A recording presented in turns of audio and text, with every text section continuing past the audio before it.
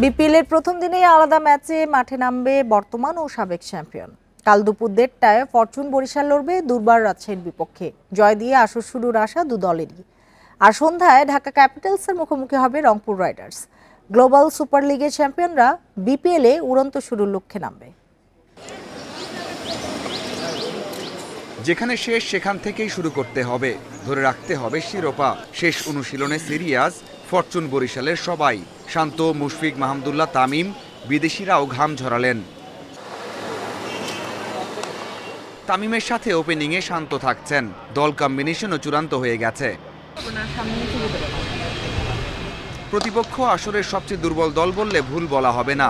Match শুরুর 20 ঘন্টা আগেও মাত্র 3 জন বিদেশি দলের সাথে তাসকিন, বিজয়, আকবর থাকলেও কম্বিনেশন খুব একটা ভালো নয়। তারপরেও মাঠের লড়াইয়ে ছাদ দিতে নারাজ Rajshahi. I'm a defending champion, will definitely try to defend the title. And individually, I'll just try and do my best because আমি একটু সবসময় একটা কথা বলতে পারি, if you do the right things and if you prepare well, then you're good. Played for Bangladesh like Yasir Taskin. দারুণ অনুশীলন হয়েছে, আমরা প্রস্তুত। ওরা অনেক ভালো দল, তবে টি-20তে যে কোনো দল জিততে পারে। আমরা আমাদের খেলায় মনোযোগ দিচ্ছি।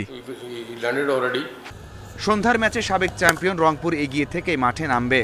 সোহান, রানা, মাহেদির সাথে হেলস, খুশদিল, টেইলর, ইফতেখার তাদের বড় শক্তি। কিছুটা খর্বশক্তির ঢাকার লড়াইয়ের বাজি হবেন মুস্তাফিজ, লিটন, সাব্বিররা।